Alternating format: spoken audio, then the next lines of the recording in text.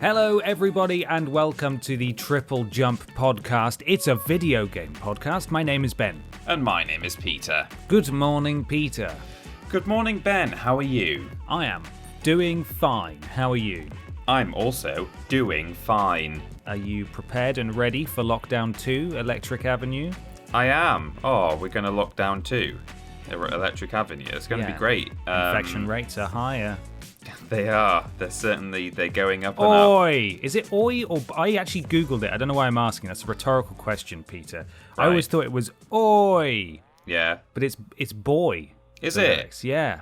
Oh, God. I didn't know that. I know. I've not heard that song for a long time. Although I did used to... something that was just incredible for me when I discovered it is that just near my high school, there was an actual street called Electric Avenue. No way. So... you can only imagine the MySpace and Facebook content that went out based on photos of Electric Avenue. People rocking down to it and so on. Oh, wow. So, yeah, that's cool. There are actual Electric Avenues in real life out there. I don't believe it. We're going to rock down too. I don't think it's possible, quite frankly. Free Shavokadu. This is a video game podcast, we promise. We do talk about video games here. Eventually. In fact, did you know that every single week we're sponsored by a relevant video game entity, be that a game or a company or whatever, and for some reason we can't hold on to it for more than 1 week at a time, which is kind of sad, but we don't let us get it down, do we? What? We don't let it get us down. Try that again. That's right, isn't it? We don't let it get us down, do we? That's what you said. I said we don't let us get it down. Oh, did you? Yeah. Well, we might. Maybe we will get it down.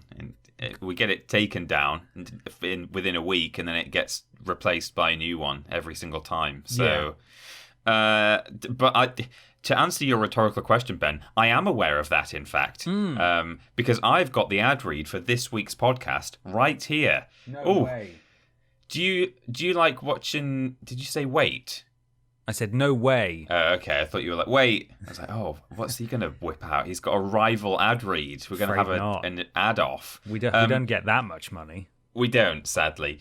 Do you like beloved BBC shows that then get cancelled and then bought by Channel 4 so that they can sort of live on and people can watch it with adverts now instead of on the BBC? Yeah, and you sort of lose an elderly presenter in the process. That's right, you do indeed. And then over time you gain two very sort of strange comedians to replace the just other kind of strange presenting duo that used to exist on there. Right. And it really splits the crowd. Yeah, you like shows like that? I love shows like that.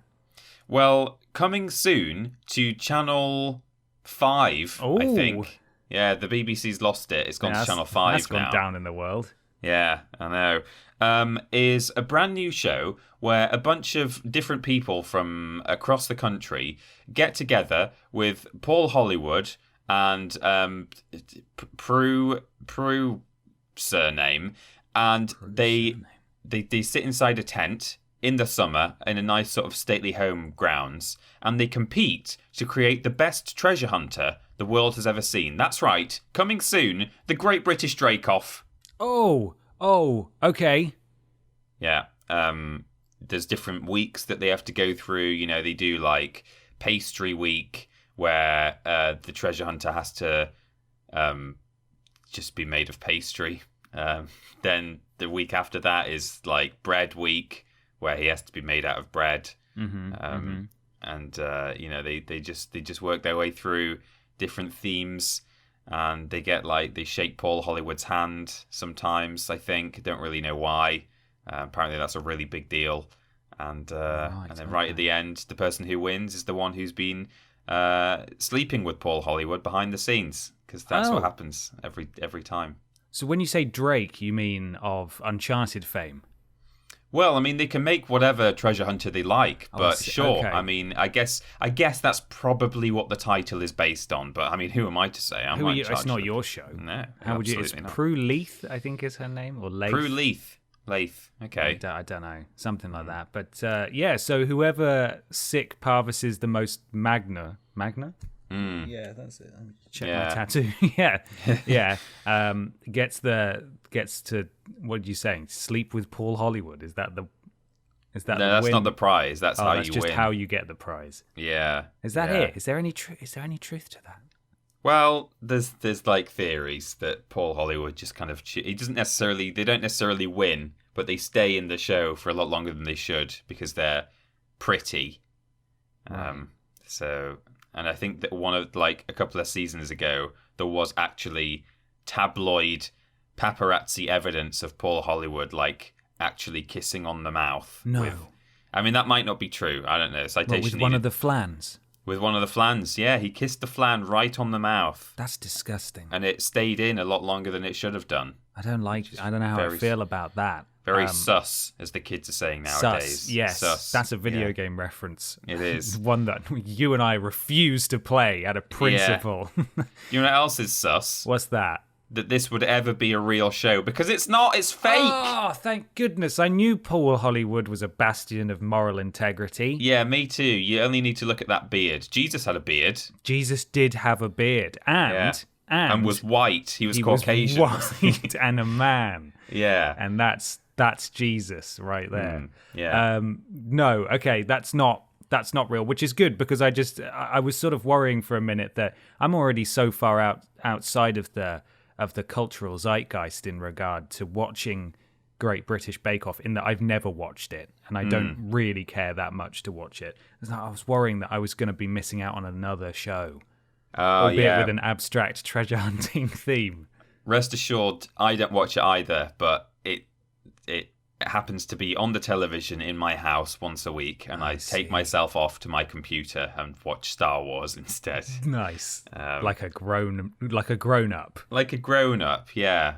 Not like those children up and down the nation who are watching shows about cake and biscuits. God, eat an apple. Just waiting for them to hang on. Yep. Have they finished their apples yet? Wow, stay away, doctors. Am I right? Yeah, stay away. That's it. Is it time to talk about video games? Probably, yeah. Yeah. Well, I will say my bit that I meant to say here about how, God, my brain's all over the place. There's a lot going on this week. Yeah, there is, isn't there? Yeah. Skirt around that. Yeah, we're not gonna do that here because people need an escape. We need an escape, so here we are talking about anything but video games for some reason. No, of course that wasn't real. The true sponsors of this show come from our wonderful patrons, or are our wonderful patrons, I should say, at patreon.com/Team TripleJump, where there's a load of tiers and you can support us financially at any of them, getting nice perks and so on. But for as little as $1 per month, you will get access to the weekly podcast question post where you can submit your questions and we may answer them here. Oh, we may. I've got a question before we get going. Where are we walking today? On sunshine. Oh, whoa. And don't you feel good? Or is it, it's not whoa, it's boy. Boy. Oi. You've looked it up. I prefer oi. I think that's better. Yeah. I've also got another question, but this one was submitted by a patron. Oh, my goodness. Brian Cahill or Carhill, not sure. Send us a phonetic spelling of your surname, Brian. Says, hello, lads. Is there any game that you'd remove from a series if given the chance? This could be a subpar sequel or a spin-off that you feel just doesn't sit well with the rest of the series. Personally, while I love the Metal Gear series, I absolutely hated the Metal Gear Acid entry, which was basically a card game. Yes. All the best. Thank you, Brian. Thank you, Brian. Yeah, the Metal Gear Acid, I played a little bit of that one for one of the launch videos, and it's just, it's so weird. Right. It's just such a strange direction to take. I mean, that's a series that's taken many strange directions. I was going to say, not like Metal Gear to be weird, is it? It's just the fact that it's presented visually as a Metal Gear Solid game, and then it's like, actually, no, you've got to use cards to move. Yeah, that's odd. Considering that they then went on to make Peace Walker on the same console, or the same handheld, I should say. It's like, well, you could have done that. Could have done that ages ago. Yeah. Don't mind alone, never mind. I've got some obvious ones and some controversial ones. Okay, go for it. Fallout 76.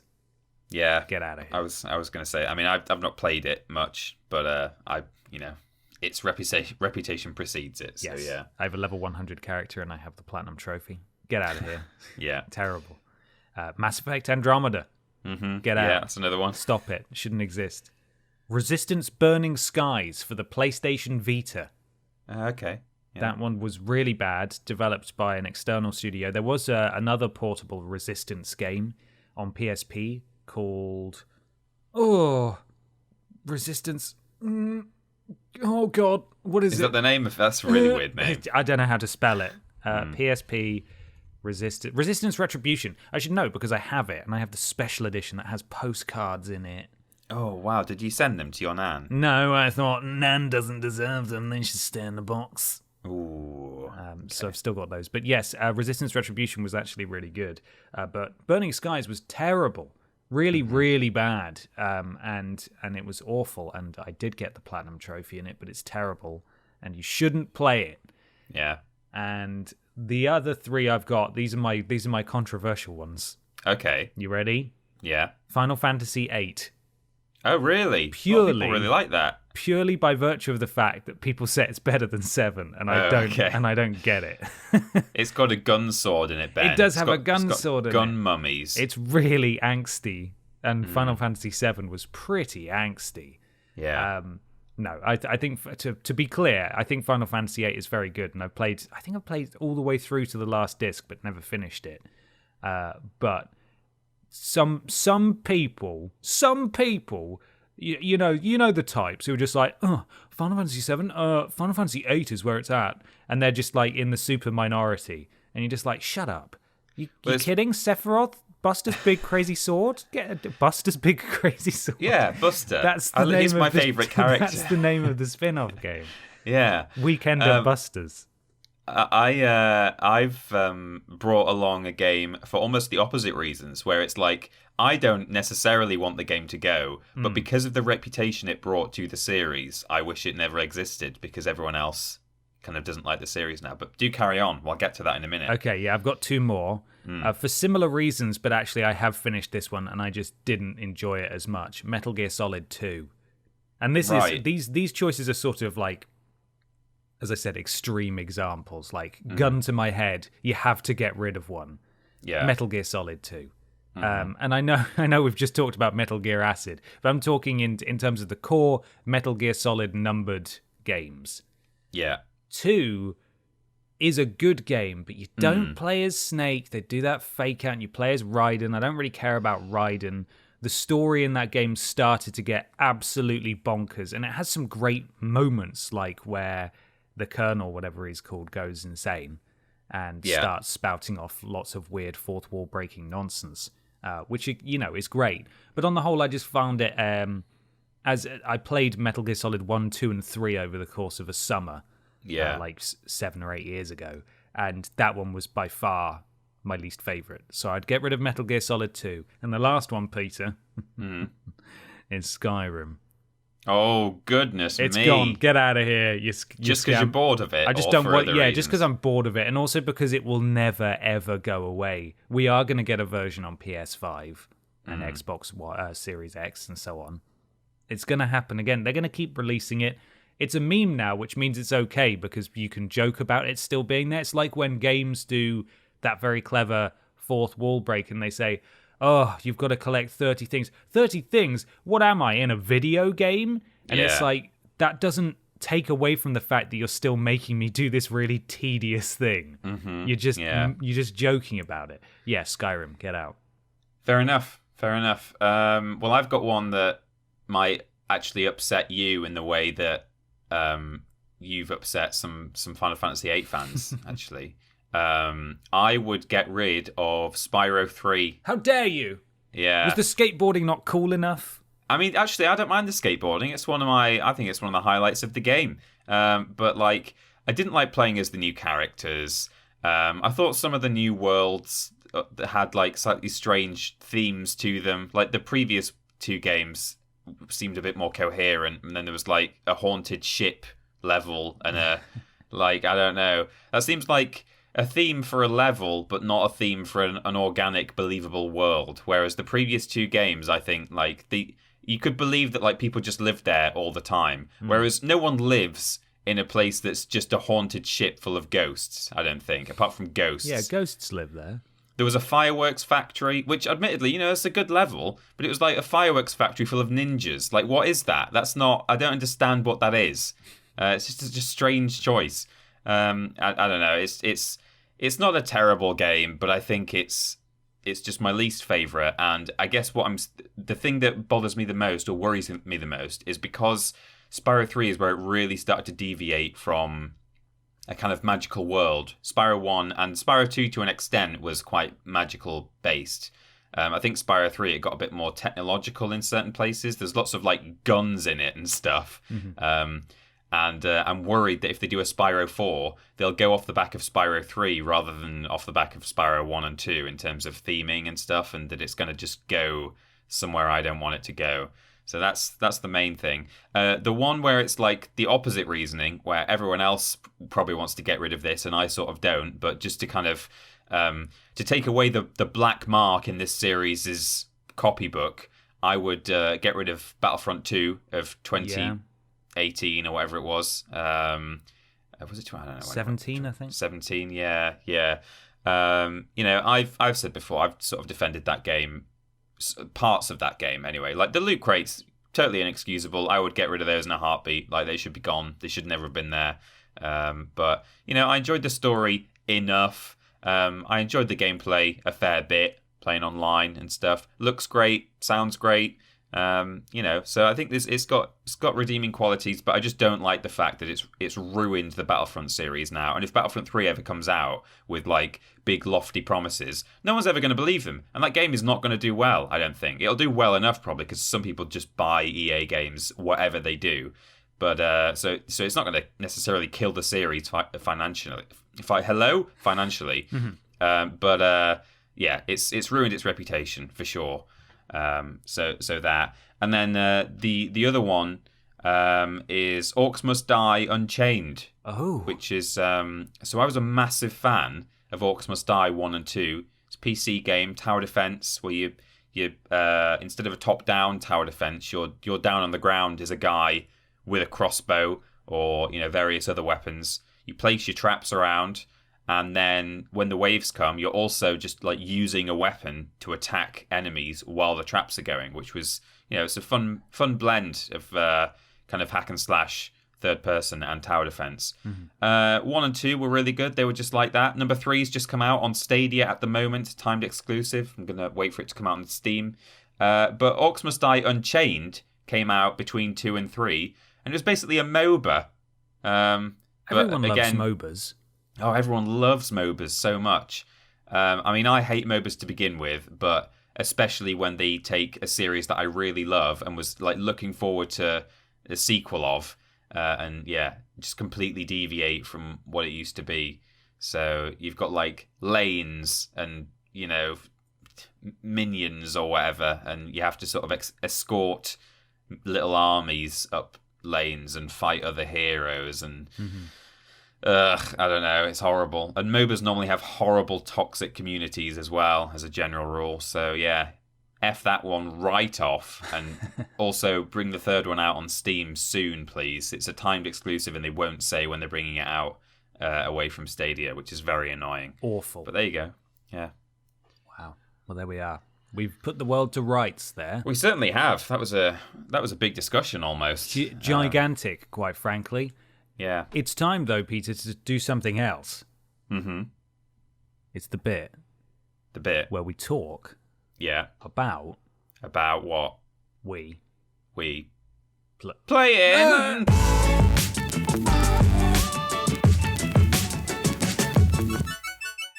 It's time for What We Playin. Peter, what are you playing? Oh, I've been playing... I played a little bit more Crash Bandicoot 4 in my own time, continuing to stream it as well. I've only had one session though of personal Crash time since the last stream. Instead, I finally moved on to Star Wars Squadrons, which I've, other than playing a little bit for our Quipscope and doing some first impressions, I've very much just left that on the sidelines. Partly because I was focusing so much on Crash.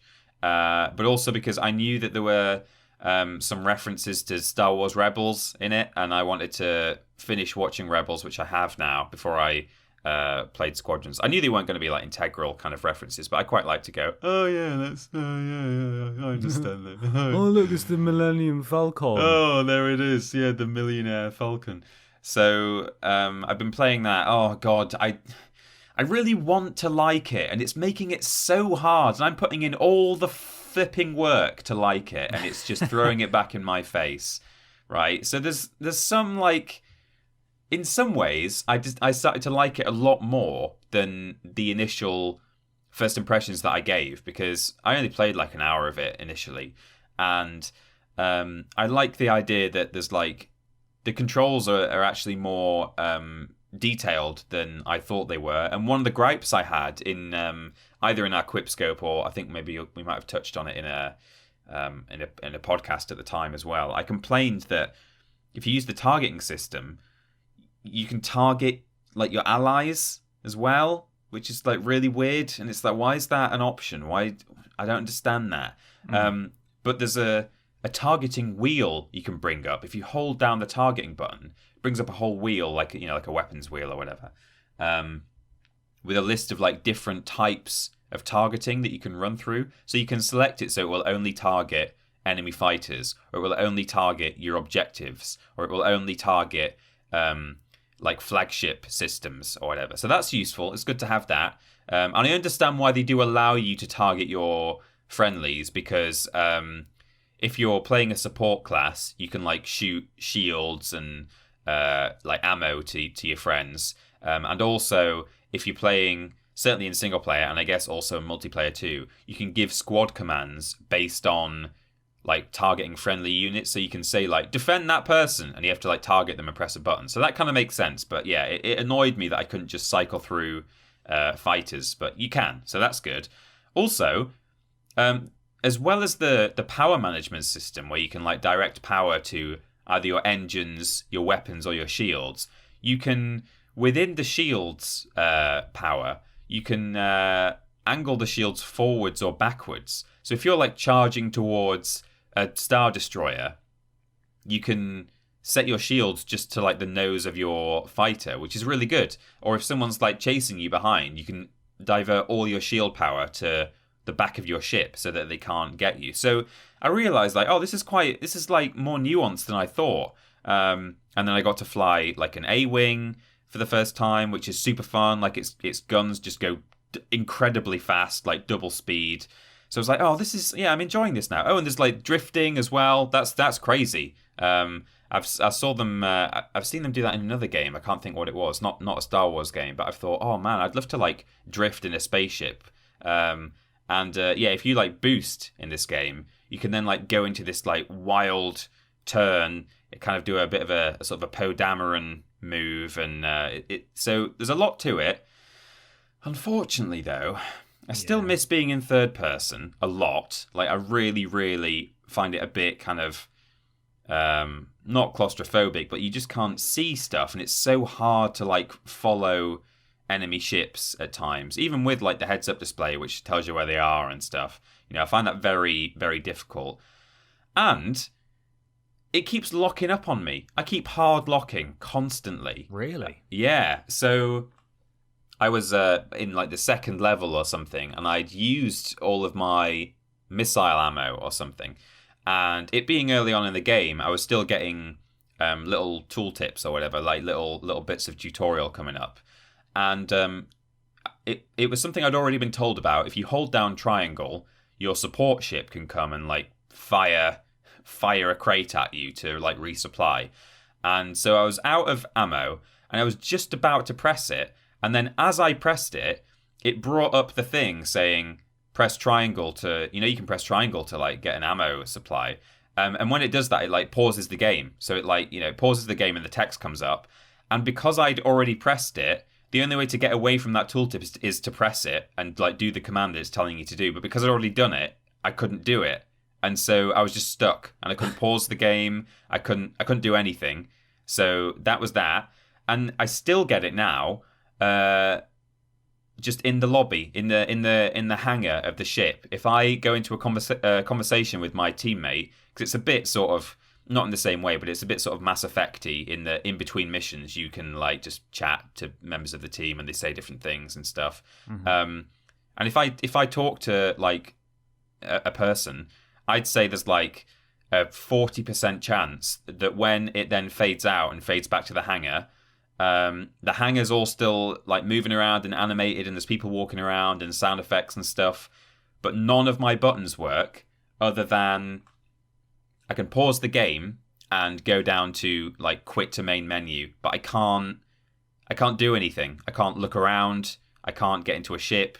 I'm just facing the character I was just talking to, who normally walks away. So I'm just facing an empty corner of the room, and I just can't look around or do anything. So it's really grinding my gears that I'm like finding things that I like about this game. I like the references to the Rebels and the expanded universe and stuff, but it's just making it unpleasant to play. It's also like unnecessarily difficult as well, I think, based on the fact that it's so hard to see other fighters and stuff. So anyway, that's my rant. I've been needing to tell someone about that this week because I think I've had to restart the game or restart like quit to main menu and go back to the campaign like I don't know 5 times so far. Jesus. Which is just ridiculous. I'm talking like 3 sessions maybe.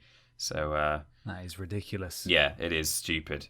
And they've done like 2 updates since launch and they've not fixed that issue. So brilliant. What have you been playing? Hope you've been having a better time than I have. Yeah, well, I as we discussed at the time, I'm glad that I made the call to just sort of abandon that game. Yeah. When I did, because I think it would have been just maybe I would have just gotten very frustrated forcing myself to play through the rest of it. Mm-hmm. Yeah. But I hope it improves for you. If it worked, if it wasn't locking up, I think I'd be having an okay time. Like I'd be enjoying it enough, but not allowed. Yeah. Not allowed. I finished off Days Gone, and I got the Platinum Trophy in that game. It's fine. Right. It's fine. Like I genuinely think the characters and the actors and so on is really good and quite compelling. Like their stories, but it all, again, as I said last week, it all feels very convenient that everything is resolved in this tiny little map, And I'm not saying the map is tiny, but I mean on a global scale in terms of this issue. It's all like all the development is happening right here, and it just wrapped up really quick. Like it felt like it had the legs to go further, but it didn't. And that's okay because it was a really long game anyway, like surprisingly long. Right. And I did, on the whole, enjoy it. And I think, on the whole, it's a good game. But I had a lot of bugs and a lot of glitches. And I think there's a lot of stuff that needs refining. But I'm optimistic if they're allowed to develop a sequel that they will learn from that. And that, it ends if you keep playing for about an hour after the story finishes. There's an additional scene that sets things up for the potential sequel, which I am, looking forward to seeing if it comes out. So there we go. Done that. Also played Old Man's Journey. Right. Yes, that's an indie game. It's very pretty, and basically you have to manipulate the terrain. So it's a from a 2D perspective, and it's sort of like a point and click in that you press the X button or whatever button. I think it's actually bound to almost every button on the controller. Yeah. If you click, your old man will walk there, but you need to make sure that the different sort of layers of, for example, hills are touching one another in a way that the old man can hop between them.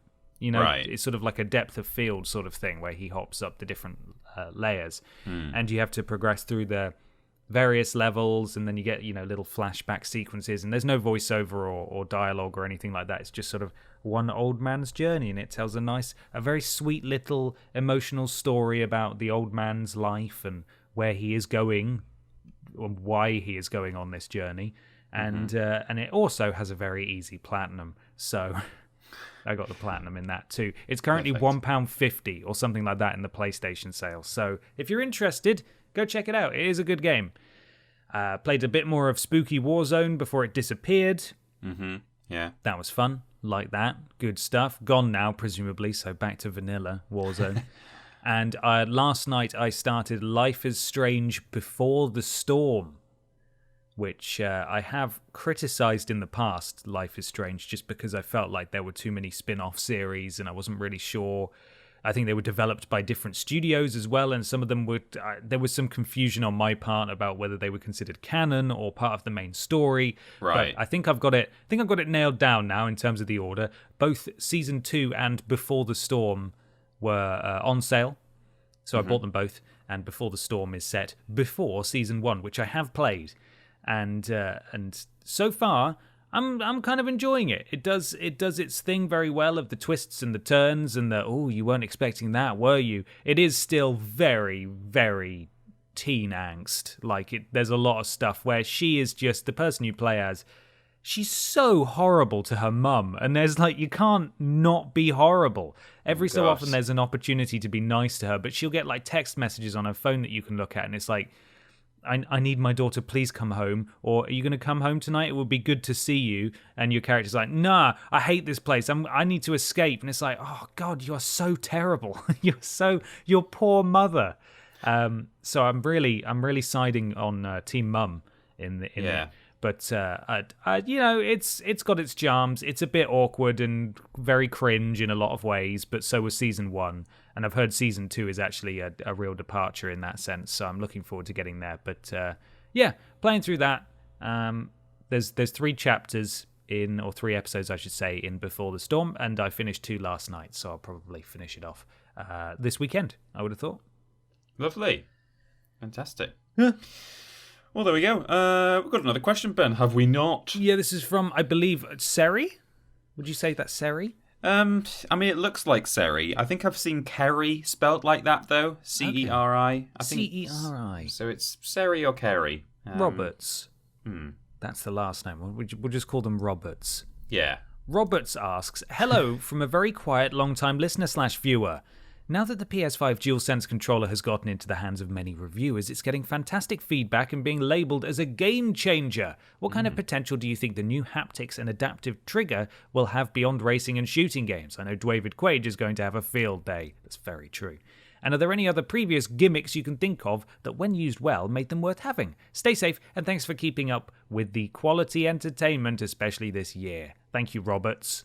Thank you, Roberts. It's like being a schoolmaster. Yeah, Roberts. Roberts. Very excited to get my hands on this DualSense. It looks and sounds very intriguing. I think something that I thought will probably work quite well is, I mean, it depends how the sort of resistant triggers really work, and whether, like, what I'm about to suggest would just slowly break the mechanism over time, or this is actually how they work. But I like the idea that, for decades now, we've been doing QuickTime events where when your character is like pushing something or like really straining, the way that is translated into the controller is to mash a button. And really, that doesn't make so much sense. I guess it makes sense overall in the sense that your thumb is going to run out of. I was going to say run out of puff, but I think you have to say run out of linear nowadays. Yes. Yeah. So it's still the idea that, like, I'm running out of juice here. Physically exerting myself. Exactly, but not in the same. A push is one long strained movement, whereas a mash is tap tap tap tap tap, and that's not the same. That's not the same kind of exertion. So I like the idea that the triggers, if they can be like really resistant and you have to like really squeeze them down, like maybe both triggers, and if that's not going to break the thing over time. I'm scared of breaking them. Yeah, then I think that could work quite well. Like feeling something push back against you, I think that would be a really good way to translate, trying to shove a boulder out of the way rather than mash, mash, mash, mash, mash, mash, mash. So that's one thing I'm looking forward to seeing. Maybe that'll be implemented. As for the haptic feedback, I mean, this is something I think it's hard for us to even know exactly how this is going to feel until we get it in our hands. But like they're saying that you can kind of get different sensations from the way that the controller rumbles. You can get almost a bouncing off sensation, and almost like different materials and things. So I wonder if there's going to be some sort of crazy indie game, or like a sequence within a more mainstream game where perhaps the lights go out and you have to literally feel your way along somehow by, I don't know, like maybe you can just about make out your character on screen, and you would move them around with your thumbsticks, and when they like bump into a wall, you can't see the wall, but maybe you get a little bump on like the left side of your controller, and then on the right side of your controller, and you're bumping your way along the room or something like that, Mm-hmm. So I don't know. There's all kinds of uses for these things that I'm sure we can't even think of here and now, and some people are going to come out with like really innovative, clever ways of making the best of these new features. Yeah. What about you? Have you got any ideas? Yeah, I mean, part of me is concerned that these will quickly either be ignored as functionality, or they'll just be resigned to gimmicky use. But I think inherently they are gimmicky, and that's not necessarily a bad thing. In fact, I think the gimmicky part of it is what I'm sort of most excited for. I don't think it should be shoehorned in to games where it doesn't need to be there, but certainly side activities like fishing, for example, in games could really be improved with that kind of stuff. Imagine Stardew Valley or Minecraft having more feedback through the haptics and also the adaptive triggers based on the resistance you're getting the crappier your tools are, for example. Yeah. And the better your equipment and gear, the easier it is, or the less resistance you have, the less vibration, the less you have to fight against the triggers to actually use them. Part of me is a little worried as well that it will affect accessibility for people who potentially would struggle with that. Sure, from sort of a motor function perspective. But I would like to imagine that stuff can just be turned off in the settings. Especially nowadays. Yeah, accessibility is going up and up constantly, and even in I would say this year alone, like, has seen a massive step up. Huge accessibility on gaming, huge leaps. But in general, I'm really excited. It's difficult for me I can imagine the use of the triggers more than I can imagine the use of the vibration. I think we all need to get hands on with it before we can sort of see what it can do. But by all accounts, Astro's Playroom is not only built from the ground up to showcase what the controller and the PS5 can do, but it's also really, really good. Like, it's meant to be a really good game. Someone described it, I think someone from Polygon described it as the best pack-in game since Wii Sports. So, and everyone gets it. If people didn't know, that comes pre-installed on your PS5, and it's meant to be amazing. Astrobot Rescue Mission is, I think, one of the best PlayStation VR games, and is also just a fantastic platformer in general. So if this is anything like that, but obviously not in VR, then we're in for a real treat, and we'll be able to see what this thing can actually do. Yeah, I like the idea of fishing. Actually, that's a good idea. And you could, if you like, maybe cast your line into the water, and you have to hold your trigger sort of at half mast. Yes. And if you get a bite, then maybe it would push back against your held finger or something like that. Yeah, it's trying to release, and you've got to keep it held down or something. Yeah. Interesting. It could be good. What do you think? You got any other gimmicks that you think have worked well when used properly? Also, David Cage is going to make some amazing stuff. Yeah, with it. Yeah, definitely. I didn't even write any notes for that part of the question. I don't know. I like the six-axis. Yeah, I think the six-axis. I've not played that many games that have ever used it. I played what was it called? Raid? No, what's it called? The dragon game. Lair. Lair. Yeah, and it was a 4-letter word with an A and an I in it. Yes. But, it's come together beautifully. It did come together beautifully. I think the touchpad is quite fun, actually. Again, it's not something that's used very often. I thought it worked quite well in Trine, though, actually. And I know, obviously, Trine was on Steam as well, so it's not like it was probably kind of a very much a gimmick on the PlayStation version, that they were like, we could use this touchpad, maybe. Throw that in there. But it was quite good for actually when the three of us were playing Trine to in trying to explain, like, oh, we need to move that bit down there and pull that across there, you could actually just quickly slide your finger along the touchpad and your indicator would come up on screen. You'd have like a little coloured crosshair, and you could like move the crosshair very quickly by just sliding your thumb around. And it was like having a laser pointer, I guess. Yeah. So I thought that worked well on Trine. Yeah, I don't know. It's hard to say. I mean, in a sense, the Wii is an entire gimmick, isn't it? And irrespective of the fact that I never had a Wii, I know that it did very well, and one of my friends had one. So that whole thing is in some ways a bit of a gimmicky console, and that was a huge success in its own way. Yeah, absolutely was.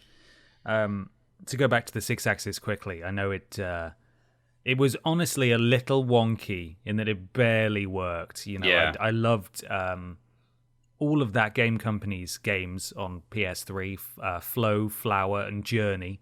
And Flower, I thought, was one of the best games on PS3 when it was exclusive at the time, and I thought it was just beautiful. The soundtrack was amazing, and it was a really gorgeous game with a great concept, and I loved it. But wrestling with the 6-axis to steer the wind was one of the toughest things that game had going for it. It was really hard. When it worked, it was great, but the technology wasn't good enough for it to work properly. But there were times where it was used well, like in Uncharted Drake's Fortune, when you threw a grenade, you could use the 6-axis to tilt the controller back and forth to change the arc of your grenade. And I found that to be so much faster and more effective than using the thumbstick to do it.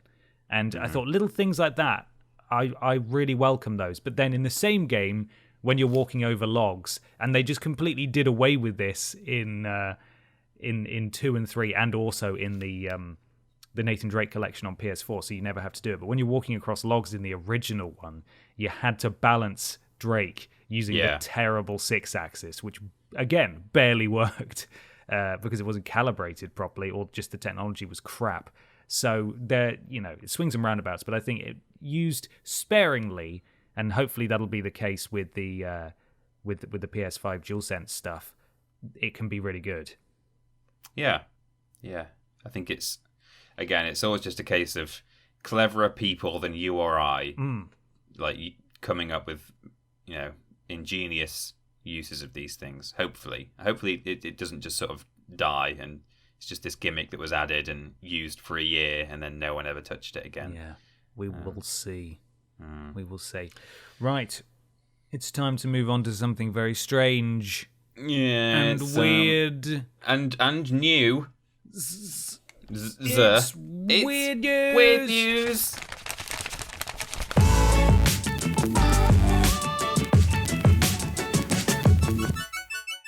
Weird news time. It's time for weird news. What have you got, Peter? Okay, well, I've got one that can't go in the YouTube title, so here we go. Okay. This is according to Screen Rant, and actually I should say it was sent to me via Twitter Dum by Neil, I think, Lawton. It's spelt laugh and then Ton, so maybe it's Lafton, but probably not. Might be Loughton. That's the problem when you've got a GHT in any word in the English language. God knows how it's pronounced. But thank you, Neil. So, here we go. I almost don't want to read this out, but okay. Watch Dogs Legion.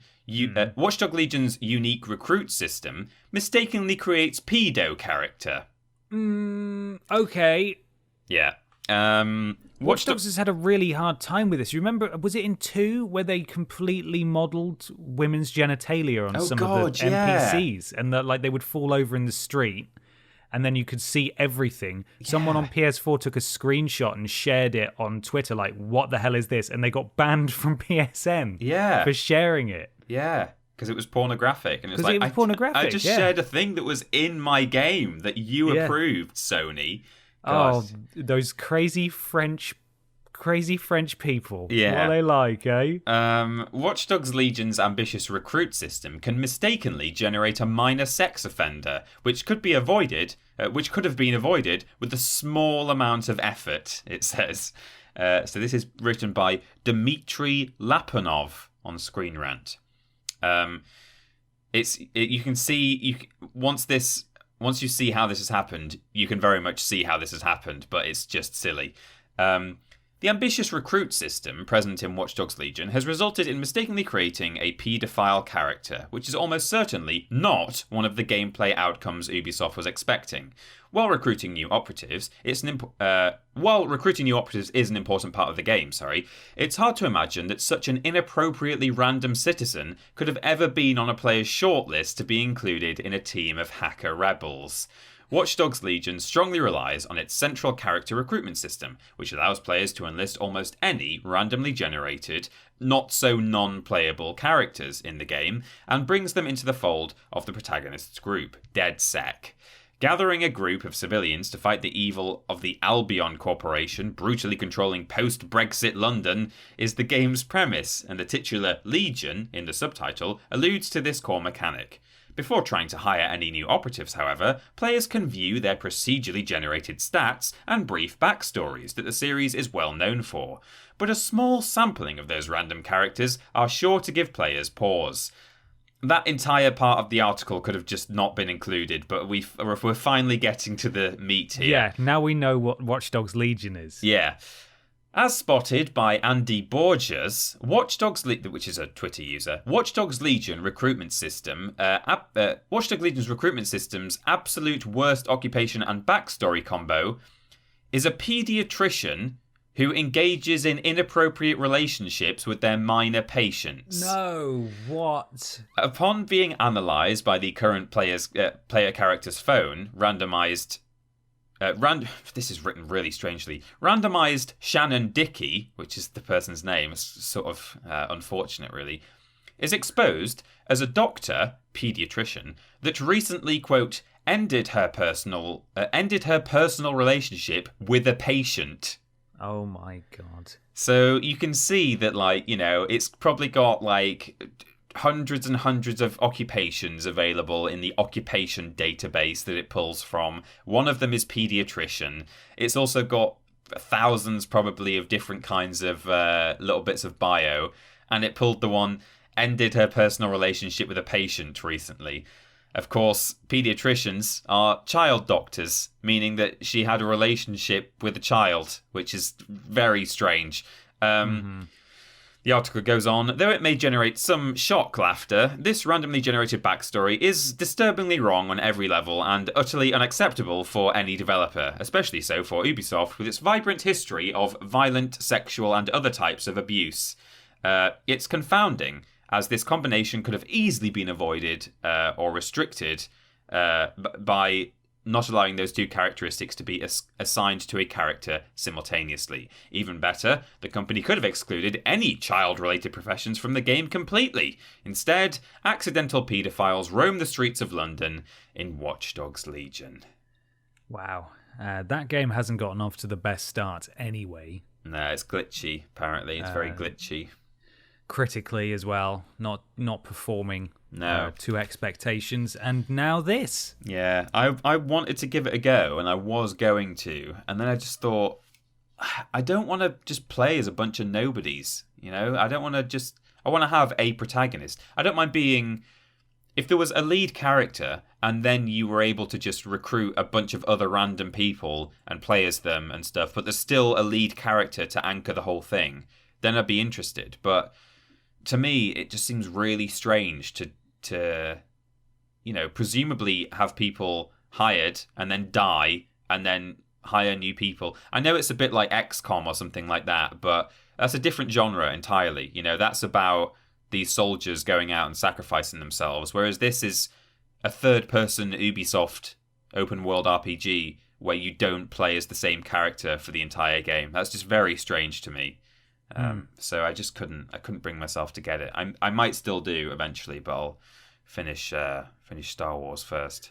I'm just not interested. Yeah. A lot of the reviews have said that it's another Watch Dogs, and it's like, great. Well, the last two were just Ubisoft games. When is it going to change? I know they're switching up all their management and stuff, and so maybe in the next 2 to 3 years we get something different. Maybe Valhalla is good. Yeah, too. I hope so. Assassin's Creed Valhalla, but I just don't care about these games, and that's on them. Yeah. I do like depictions of Britain in video games. It doesn't happen so often, and I think when it does, it feels a bit weird, I think, to walk around the UK in a video game. It feels a bit, in a nice way, it feels like, oh wow, this is strange. When you're in, everybody's gone to the Rapture, or that level in Uncharted 2, was it, I think, with Charlie and... 3, was it? Yeah. It's strange, I think, to see the UK in a video game, and I like it. So that's another draw to me, but ultimately, I'm not sure whether I'll get it in the end. You also got to go see Stormzy's new single performed entirely in Watch Dogs Legion, right? I hope he was paid enough for that. Yeah, God. It was a terrible decision. Yeah.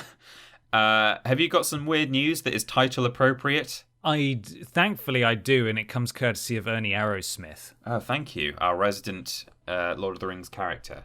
Yes, precisely. This is from Polygon. Valve's Gabe Newell is sending a garden gnome into space. Okay. Right. Valve co-founder Gabe Newell is sending a titanium garden gnome into space, a move that may sound like the unchecked vanity of a software billionaire, but is actually being done for scientific and charitable purposes. Oh. The obvious question you may be asking is, why is Gabe Newell sending a titanium garden gnome into space? Well, because in Half-Life 2 Episode 2, one of the game's achievements involved lugging a garden gnome. Yes. And I didn't know this, it was named Gnome Chompski. Yeah, I knew that, actually. I'd forgotten, but... through the entire game and depositing it inside of a rocket. But the real reason Newell and company are sending Gnome Chompski into space is because the Valve co-founder is currently kicking it in New Zealand, where the rocket scientists at Rocket Lab are about to launch a payload of satellites. Mr. Chompski will be hitching a ride on Rocket Lab's Electron launch vehicle, and Newell has promised to donate money to charity as part of the launch. $1 for every person who watches a stream of the launch, which could happen as early as the 15th of November. Goes on to talk about the great work of the charity, and there we are. So that's when Half-Life 3 is coming out. No, just Gnome mention. Chompski. Forget Half-Life 3. I can't. I can. I'm really not bothered. I've never been that bothered, and if it never comes out, I don't care. I don't care either. Yeah. We were at the Gamescom where that magazine took out a big advert, weren't we? You remember that one? There was a big Half-Life 3 advert, where the big banners are hanging outside the convention center. Oh, and of the various games. And companies buy them. One of them was bought by a magazine, and it was a mock-up of the Half-Life 3 logo just to troll people. Yeah, brilliant. It's funny. Yeah. We weren't trolled because we don't care. No, we don't. We're like, okay. Yeah. Never mind. Time to go get lost in the biggest crowd I've ever seen. God, yeah, it was enormous, wasn't it? Yeah. So there we are. That's the weird news. It is. It's time for question 3 now. Mm-hmm. This is from Connor Mountford, who says, "Hey lads, why do you think Christmas and the festive season doesn't have many video games based around it? Halloween gets the video game treatment, but nothing for the most wonderful time of the year. Is there no room for a compelling adventure? Is saving Christmas too childish? Interested to know your thoughts. Stay safe during lockdown 2 Electric Boogaloo." Infection's getting higher. Yeah. Oi! I'll quickly say, Peter, right off the bat here, horror is a genre. This is exactly what I've written in my notes. That can be enjoyed all year round, and it just happens to have a holiday sort of associated with it. I said dedicated to it. Like, horror's great. Let's make a holiday for horror. Christmas isn't a genre, and can only realistically be enjoyed close to and on the holiday. There are, of course, some games set at Christmas time. Batman DLCs Arkham Origins. As well. Yeah. Dead Rising 4. I think it works better because I love Christmas. I don't care for Halloween, but I love Christmas. But I think it works better for games to have Christmas content, DLC, like Saints Row 4 did, Borderlands 2 has. It's hard to make a whole game dedicated to it purely because of just we live in a society. Right? We do. And the society we live in is geared to, once it hits November, especially this year, I don't really care about people's protestations. I think people should just start decorating and, because if we're all stuck at home anyway, why not? Make yourself happy. Yeah. But then once you're what, like a week into the new year, it all gets taken down and nobody thinks about Christmas anymore, and you're not allowed. It's illegal. Yeah. So if they were to release a game, you can have games set at Christmas and release them at any time, like Arkham Origins. It would make sense to release it towards Christmas, but that makes it more timeless, is that it just happens to be during Christmas time. If it's a game actively revolving around Christmas, then realistically it's only truly relevant at Christmas time. I guess it's in real life. It's like the debate about Die Hard, isn't it? Whether that's a Christmas movie. It's set at Christmas. Does that make it a Christmas movie? In some ways, not. I can see the argument on both sides. I don't even know. I have no strong opinions about that at all. I'm probably on record saying it one way or the other at some point, but I really don't care. But I can see both arguments. It's set at Christmas. Like Batman. If you want to watch it at Christmas, and watch it at Christmas. But it's not about Father Christmas walking in and dying hard or whatever Die Hard is about. Delivering a little machine gun to John McClane because he's been good this year. Yeah, exactly. So that's the whole thing. But that's a real pretty speech there, Ben. It's a real pretty speech. But I think the real answer why there are no Christmas games is because there's no improving on Santa Claus Saves the Earth. That is very true. We did top out, didn't we? Yeah, so I think your entire argument is null and void because that's the real answer. But yeah, no, I completely agree. I'm not even sure. I mean, you say that horror is a genre and therefore Halloween games can be enjoyed any time of the year. I'm not even sure there are that many Halloween games. Like, I was trying to think, I was thinking about this in writing notes for the answer to the question. I was like, sure, there are loads of horror games out there, and I'm sure there are probably a lot of horror games that get released around Halloween. But are there that many games, like significantly more games, set on Halloween or themed around Halloween compared to Christmas? I don't know if there are so many. I know there's what's that game called? That sort of top-down trick-or-treating... Costume Quest? Yeah, Costume Quest. Kingdom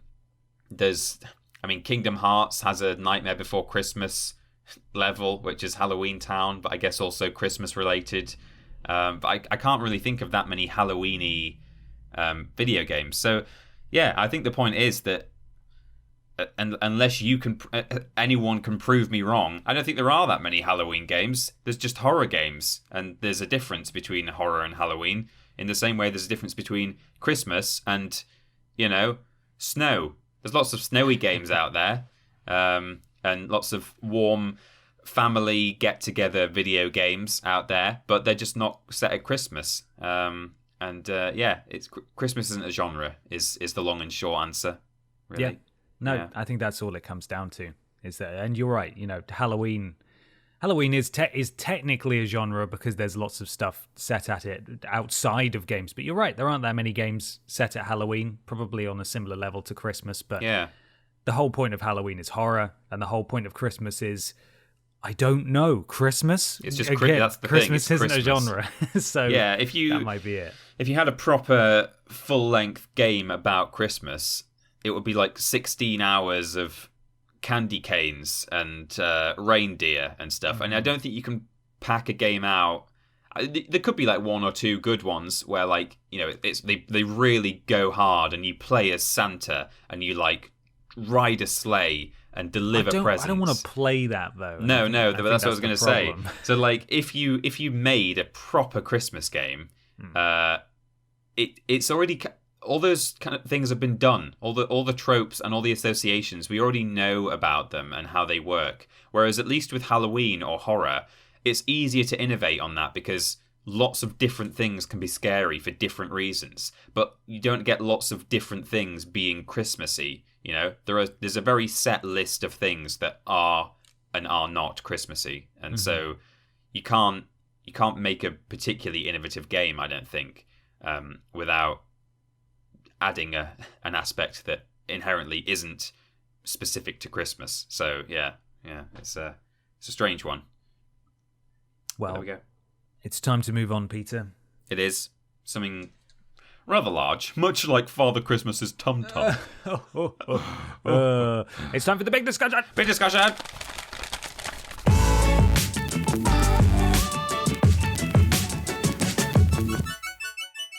big discussion time. It's time for the big discussion. This comes, Peter, from Robert Mansell. Indeed. Who says, "Hi Ben and Peter, long-time listener and Twitch watcher, Titanium Knight 1990, first-time patron and podcast questioner. How would TP rank the original trilogy and the Insane trilogy and Crash 4, as in from 1, the best, to 7, the worst? And Ben, how would you rank the From Software games from your favourite to least favourite? Sorry for the mouthful of a message. Big love." Big love. Wow, that's quite the question, is it not? Yeah. What do you think, Peter? I mean, so how many games are we dealing with here? There's 7. Right? Well, first thing, that's what I was about to say. First thing is I misread that tiny little bit from 1 to 7, and I've just ranked them Crash 1, Crash 2, Crash 3, Crash Insane Trilogy, and Crash 4. Like, I've done the Insane Trilogy as all one game, but I guess... I see. I guess Titanium Knight wanted them all split up, but it's too late for that now. It's too late. It's fine. So I thought best thing to do is quickly run through kind of my rank of the original trilogy, and then just say what I think of Crash 4 and Crash Insane, and then give the overall rank. So I've said before, Crash 3 is my favourite of the originals. I think the level variety is great. I like the abilities, like the characters are really fun. Probably my favourite soundtrack. Good value for money, lots of levels and stuff and time trials and things like that compared to the other two. Then second place would be Crash 1. That's got probably the most level variety of the entire trilogy, weirdly, even though it's the first one. There's all kinds of different tile sets and colours and shapes and locations, so that's super fun. Good soundtrack, even though it's got a very limited set of instruments compared to the others. They're not thick. They're not thick pieces of music. They're just they're a lot more basic, but good melodies. And overall, it's just got a kind of an extra sort of X factor for being the original game. I just like it for that. Crash 2 is very much my least favorite of the three. A lot of the levels are just very similar to each other. There's lots of just jungle and snow in various slightly different permutations. Worst final boss of the whole trilogy and Crash 4 as well. And the USP is pretty much the jetpack, which controls really badly. So, I really don't actually like Crash 2 very much, and it's a lot of people's favourite, but I'm not keen. It's probably the best animated game of the original three, but there you go. So then that's my rank of the original trilogy. Moving on to Crash 4. Amazing soundtrack. Lovely art style, love the animations, best narrative of all the Crash games, but very, very difficult. Probably, I think, slightly too difficult. It's doable. I've finished all the levels and stuff, but it's a bit too hard. Frustrating because you have to restart to get certain unlocks and awards and stuff if you die once, and the load time still hasn't been cut down, or they still haven't added a feature where if you don't grab any checkpoints and you get warped back to the start of the level after dying, that should still count as your first attempt. Not added that in. So, but I still think it's better than Insane Trilogy because, Insane Trilogy's got value for money. It's got 3 games in it, which is brilliant. But, it had those hitbox issues. And Crash 4, I think, makes the Insane Trilogy look really bad in comparison, visually, in terms of art style and stuff. At the time, I thought it looked pretty good for the most part. Some weird, lighting effects and stuff where, people's eyes get strange shadows on them and things like that. But I think, the realistic fur and water and stuff actually was a bad choice in hindsight. So Crash 4 has made it look worse. But the remastered music is really good. So those are my thoughts on all of the games. So now just a quick rank. Still in first place, I've got to give it to Crash 3 for all the reasons I mentioned. There's very little that I dislike about that game. Second place would probably still be Crash 1, actually. I think it being just the original really, really adds something to it. Third place, I would give to Crash 4. It would maybe even overtake Crash 1. Which has aged quite badly, admittedly. If it wasn't so frustrating to play at times, Crash 4, it would be second place if it wasn't so infuriating now and then. 4th place, Insane Trilogy, only because the value for money puts it ahead of Crash 2. Like, it contains Crash 2 itself, therefore I think it's better than Crash 2. So of the 5, I think Crash 2 is the worst game of all, and that's really going to upset a lot of people. But there you go. You've heard my reasons. Try and convince me otherwise that Crash 2 doesn't have really boring level variety, because it does. And you get them. Yeah, I got them good just then. I just did it. Yeah. Burned. So, hit me with FromSoft games and your justifications. Okay, my Justinifications. Yes. I've ranked them from worst to best. Okay, sure. Just to be difficult. Mm-hmm. I haven't played Kingsfield. I have. So I can't rank that. Very, very, very janky when you play it now. It's not aged well, but I had it at the time, and wow, it was pretty enthralling. It's very spooky, yeah. Yeah, it looks spooky. It's got skeletons in it. Yeah, it has. Too scary for me, to be honest. And I also haven't played the other non-Souls-like games they've made, so I'm assuming this is just ranking Soulsborne sort of games.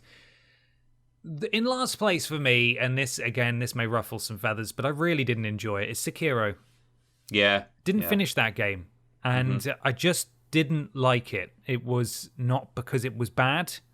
I just really didn't enjoy it. It was too much of a departure from what I liked out of the Soulsborne series, and I'm glad people really enjoyed it, and clearly a lot of people think it's phenomenal, and that's great. But for me, it's my least favorite. Didn't like it, didn't get on with it, so it's at the bottom. Next is Dark Souls 2, which was developed still by FromSoft, but it didn't have Miyazaki involved.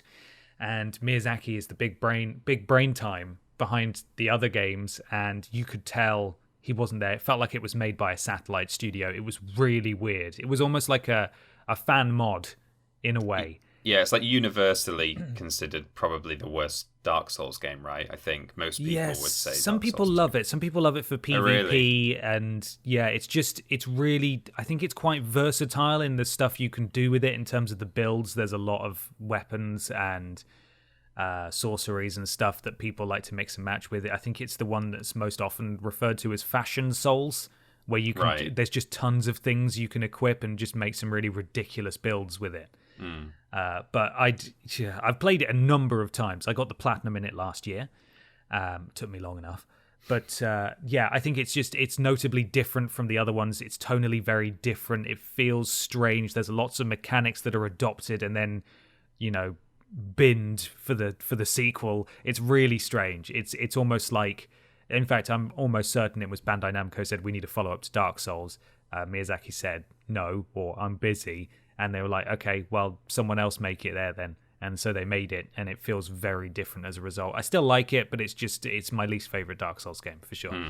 Next is Demon Souls, the originator, the very first. Yeah. Sort of like Kingsfield. It's a little janky, but I think, its significance and importance can't be understated. It sort of revolutionized or created a whole genre right there. Yeah. And I remember being absolutely enthralled by it not when I played it through for the first time, because I didn't actually play it through the first time I played it. I think I got up to just beyond the Tower Knight and then thought, this is stupid, this is hard, I don't know what I'm doing. And my internet was crap, so I couldn't play online with friends, really. And the online infrastructure in that game was terrible anyway. There was no way of ensuring you were going to play with friends, which was by design, but ultimately worked not in its favor. Yeah. And then eventually I went through it properly, and it was amazing. Really, really, really good. Loved it. Then, for me, it's Dark Souls, the first proper Dark Souls game. I don't really know what I can say about Dark Souls that people don't already know, but it's brilliant. I think it loses some steam towards the end, in that it becomes a little, not generic, that's not the right word, but it becomes a little tropey, in that you go to the giant fireplace, and then you go to the giant not underwater, but you go to sort of like the deep dark cave place, right? And it starts to get a little bit, I don't know, let's say uninspired, because I think to begin with it's really, really quite amazing to look at. And how everything loops back on itself is incredible. And that was also done away with in Dark Souls 2. You pretty much just teleported and the map doesn't line up with itself. But Dark Souls 1 was meticulously designed and really, really clever for that reason. Dark Souls 3 is my second favorite.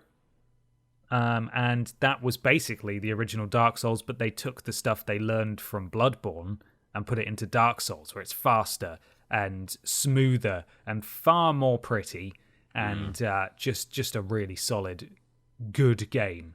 And my favourite is Bloodborne, because Bloodborne's fantastic, and I love the setting, and it's so dark and horrible and oppressive, and I think the combat is such a fun twist on the established Souls combat. Yeah. And I really, really, really like that. And hopefully at some point they'll do a sequel. But who knows at this point? Who even knows? Yeah.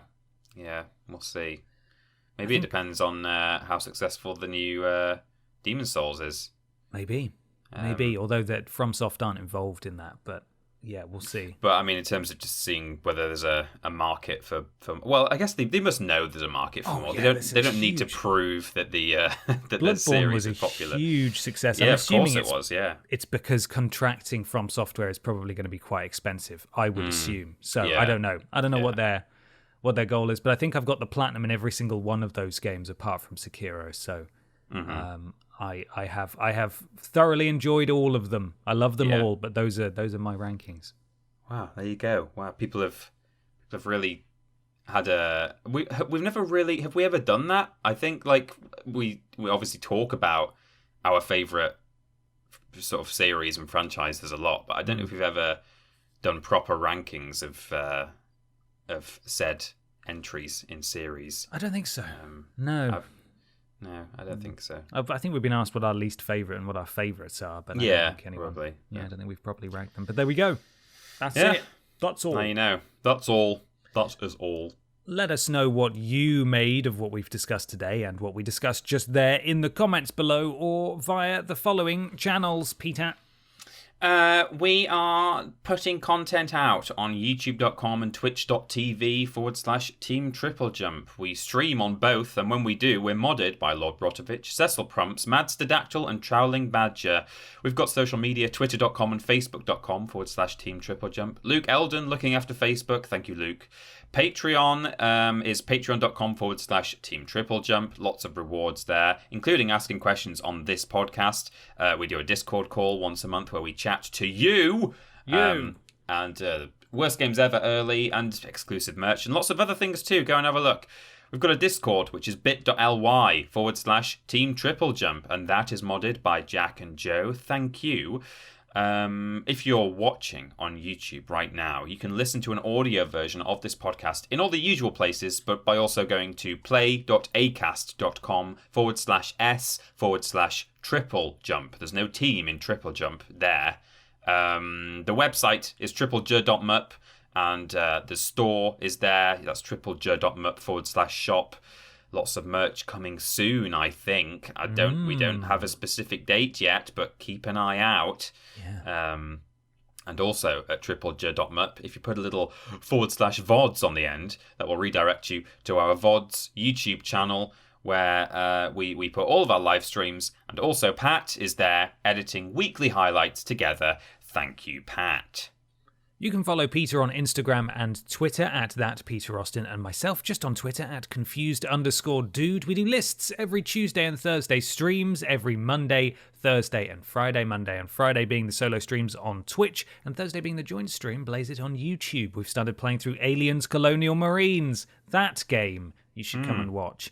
Worst Games Ever is fortnightly, Friday for patrons, Sunday for everyone else. It's not a Worst Games Ever week this week, though. And the podcast is every Saturday with shows, one every other week. Please leave us a review on iTunes or your platform of choice. It helps. Something to do with algorithms.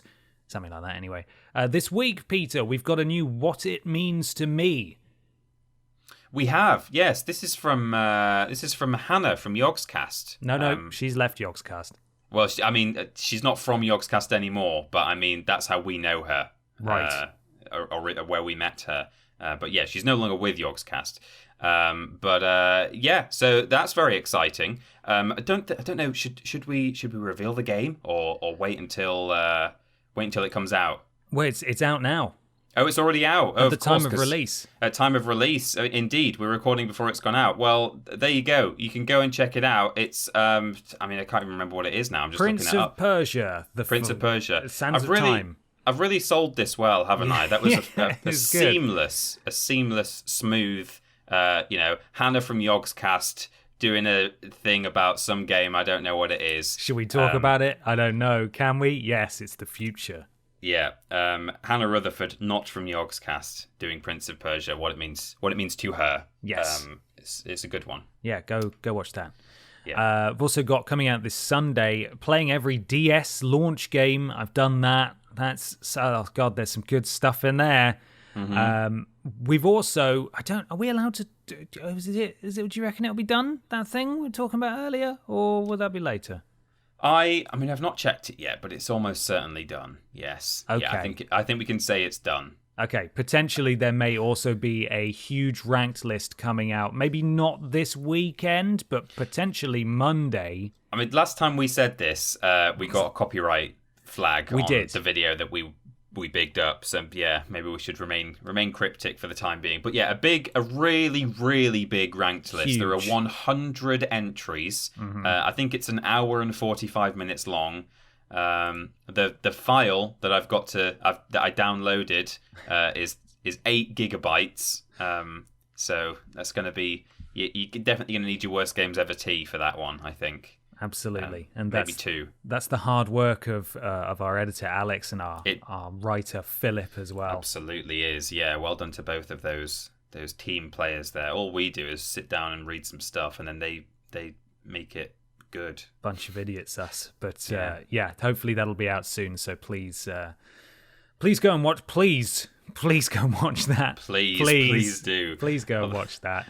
The man hours that have gone in, it won't be woman financially hours. All woman hours, yeah, they won't be financially viable. Yeah, and finally, this week we just want to say that we know the world is very terrible, for want of a better term, for a variety of reasons. I know a lot of our European brothers and sisters or others are currently entering a second lockdown or are already in a second lockdown, and we in the UK are now, or in England, I should say, are in a period of lockdown for November. Hopefully that'll all be resolved before Christmas time, but we know that it's going to be weighing on a lot of our viewers / listeners quite a lot, from perhaps a mental health perspective, and we just want to reiterate that we will continue to do our best to keep you entertained while you are stuck at home, if you are stuck at home. And if you're not stuck at home because you have to go out and do stuff, I know that brings its own kind of stresses, and we will continue to make content to hopefully distract you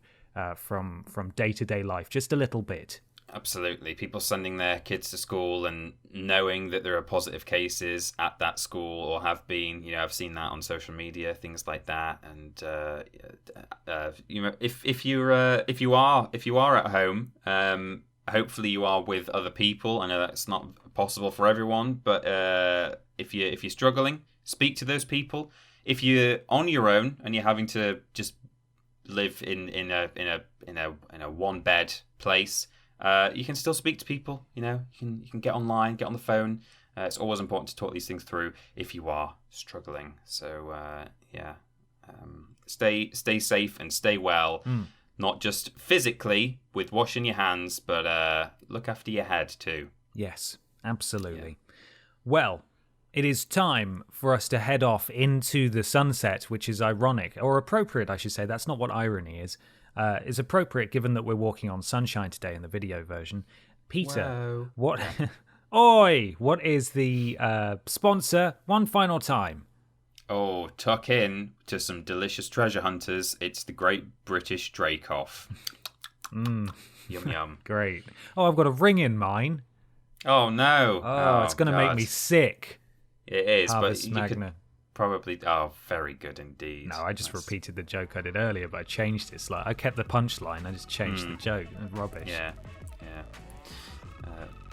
That's fine. Yeah, you got any? No, that's it. We're done. Okay. Thanks for listening, everybody. We'll see you again next week. Bye. Bye-bye.